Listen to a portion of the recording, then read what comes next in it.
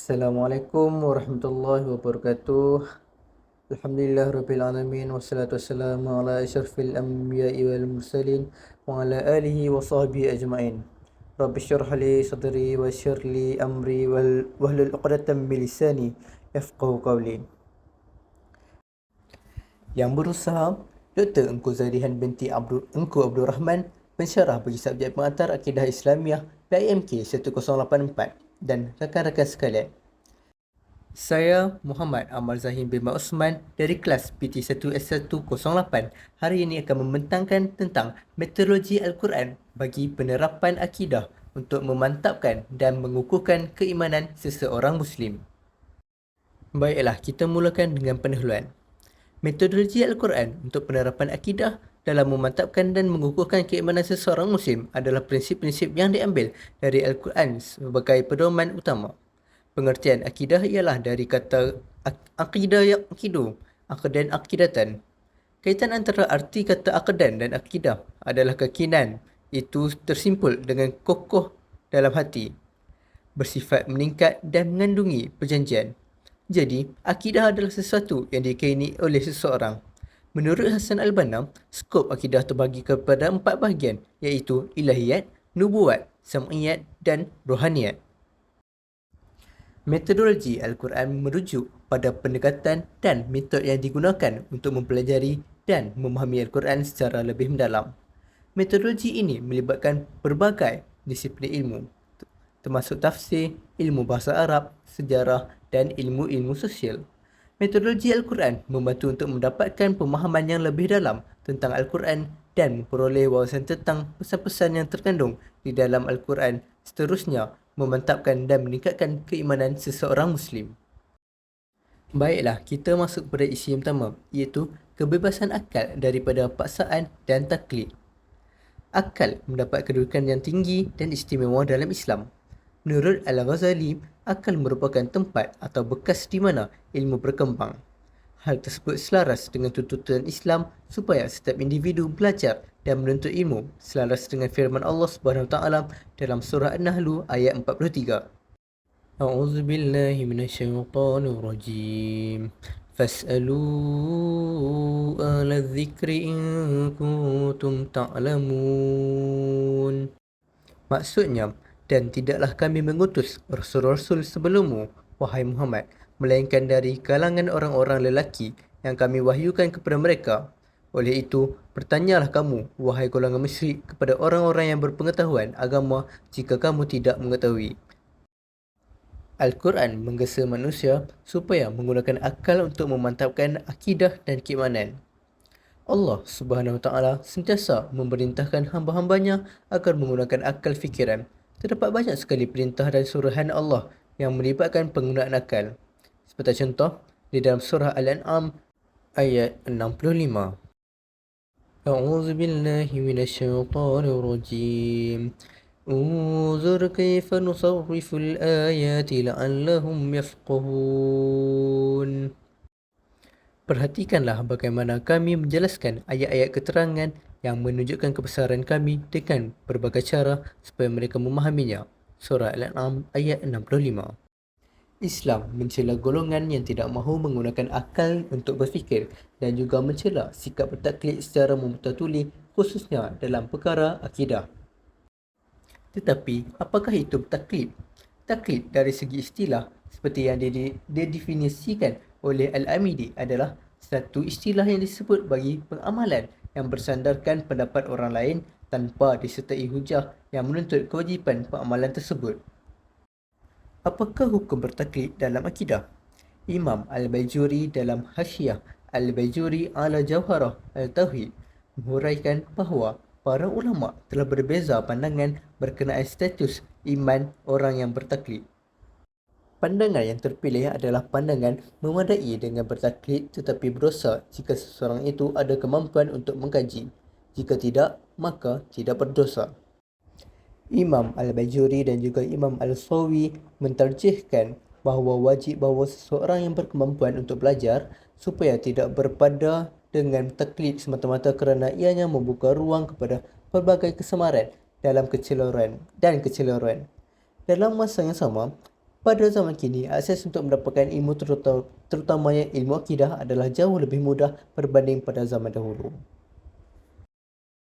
Baiklah, yang kedua pula ialah Al-Quran menyuruh manusia supaya menggunakan akal untuk berfikir dan menganalisis menerusi alam nyata. Al-Quran menerapkan akidah melalui arahan dan dorongan akal manusia untuk berfikir dan menganalisa alam nyata berbantukan anggota panca indera. Fenomena alam nyata terdiri daripada diri manusia sendiri semenjak bermula sebagai janin. Alam dunia termasuk gunung, bukit, lautan, haiwan serta alam langit seperti bintang dan matahari. Dengan analisa terhadap alam nyata ini, manusia akan berfikir wujudnya Tuhan Yang Maha Esa dan mutlak sifatnya di sebalik ciptaan-ciptaan yang unik. Antara contoh ayat tentang kejadian manusia ialah firman Allah Subhanahu Wa Taala dalam surah Al-Mu'minun ayat 12 hingga 14. Bismillahirrahmanirrahim. وَلَقَدْ خَلَقْنَا الْإِنسَانَ مِنْ سُلَالَةٍ مِنْ طِينٍ ثُمَّ جَعَلْنَاهُ نُطْفَةً فِي قَرَارٍ مَكِينٍ ثُمَّ خَلَقْنَا النُّطْفَةَ عَلَقَةً فَخَلَقْنَا الْعَلَقَةَ مُضْغَةً فَخَلَقْنَا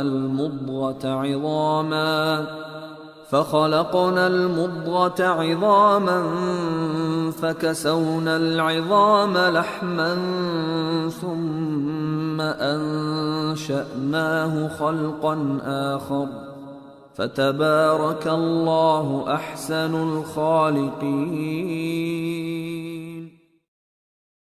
Maksudnya, dan sesungguhnya kami telah ciptakan manusia dari pati yang berasal dari tanah. Kemudian kami jadikan pati itu setetis air benih pada penetapan yang kukuh. Kemudian kami ciptakan air benih itu menjadi sepuku darah beku. Lalu kami ciptakan darah beku itu menjadi seketul daging. Kemudian kami ciptakan daging itu menjadi beberapa tulang. Kemudian kami balut tulang-tulang itu dengan daging. Setelah sempurna kejadian itu, kami bentuk ia menjadi makhluk yang lain sifat keadaannya. Maka nyatalah kelebihan dan ketinggian Allah sebaik-baik pencipta. Selain itu, terdapat juga ayat-ayat tentang kejadian tumbuhan. Seperti di dalam surah Az-Zumar ayat 21 yang bermaksud, tidakkah engkau memerhatikan bahawa Allah menurunkan hujan dari langit, lalu dialirkannya menjadi mata air-air di bumi. Kemudian, dia menumbuhkan dengan air itu tanaman-tanaman yang berbagai jenis dan warnanya. Kemudian, tanaman-tanaman itu bergerak segar sehingga ke satu masa yang tertentu. Selepas itu, engkau melihatmu berupa kuning. Kemudian, dia menjadikannya hancur bersepai. Sesungguhnya, segala yang tersebut itu mengandungi peringatan yang menyedarkan orang-orang yang berakal sempurna. Terdapat juga ayat tentang kejadian siang dan malam. Seperti di dalam surah Yunus ayat 6. Sesungguhnya pada pertukaran malam dan siang silih berganti dan pada segala yang dijadikan oleh Allah di langit dan di bumi. Ada tanda-tanda yang menunjukkan undang-undang dan peraturan Allah kepada kaum yang mahu bertakwa. Jadi, menerusi dengan ayat-ayat ini, manusia akan lebih berfikir wujudnya Tuhan yang Maha Esa dan mutlak, sifatnya di sebalik ciptaan yang unik. Yang ketiga, Al-Quran membentangkan akidah menerusi kisah-kisah teladan yang baik ataupun qudwah hasanah. Al-Quran banyak menggunakan metod bercerita.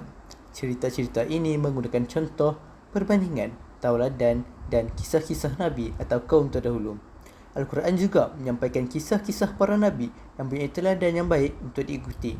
Contohnya, kisah Nabi Ibrahim dengan kesukahan dan keberanian menghapuskan berhala di zamannya serta dialog menentang berhala dengan bapanya. Cerita ini dikisahkan di dalam surah As-Saffat ayat 95 hingga 98.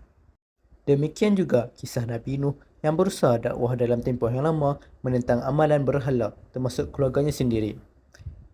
Terdapat banyak firman Allah tentang kisah Nabi Nuh di dalam Al-Quran. Seperti contoh di dalam surah Al-Hud ayat 36 hingga ayat 39. Di dalam ayat tersebut, Allah telah menghibur Nabi Nuh yang telah mengalami makian, cacian dan perlakuan kasar dari Bani Rasib dengan menurunkan perintah agar ia dan kaumnya dapat selamat atas izin Allah dengan membina sebuah bahtera. Maksud ayat tersebut ialah Dan setelah itu diwahyukan kepada Nabi Nuh bahawa sesungguhnya tidak akan beriman lagi dari kaummu melainkan orang-orang yang telah sedia beriman.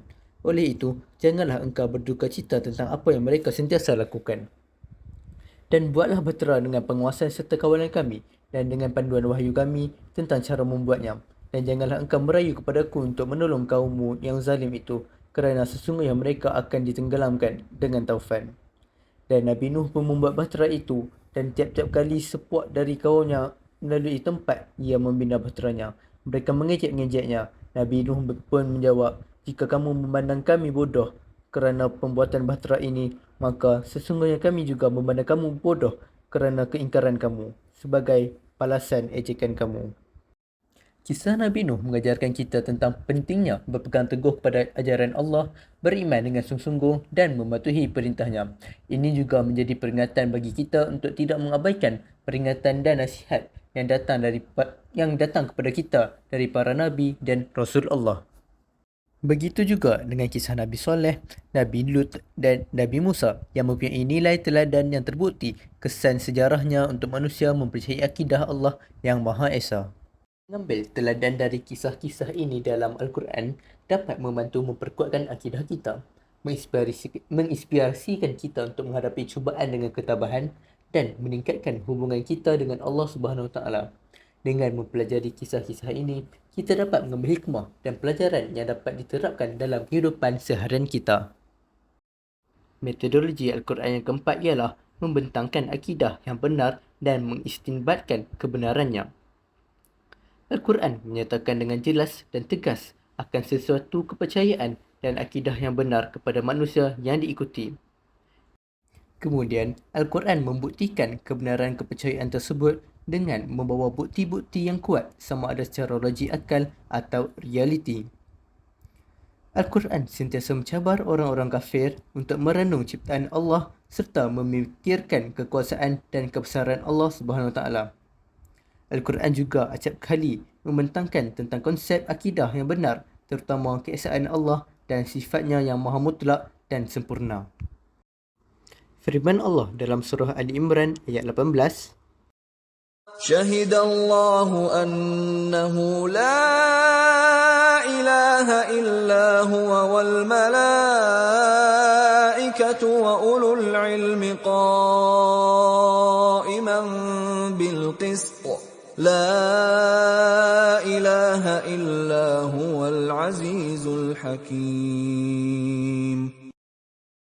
Maksudnya, Allah menerangkan kepada sekalian makhluknya dengan dalil-dalil dan bukti bahawasanya tiada Tuhan yang berhak disembah melainkan Dia, yang sentiasa mentadbirkan seluruh alam dengan keadilan, dan malaikat-malaikat serta orang-orang yang berilmu mengakui dan menegaskan juga yang demikian. Tiada Tuhan yang berhak disembah melainkan Dia, yang Maha Kuasa lagi Maha Bijaksana.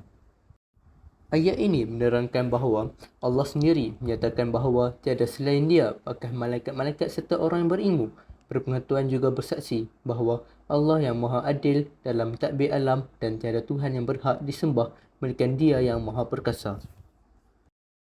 Selain itu, Allah juga berfirman di dalam surah An-Nisa ayat 136. يا أيها الذين آمنوا بالله ورسوله والكتاب الذي نزل على رسوله والكتاب الذي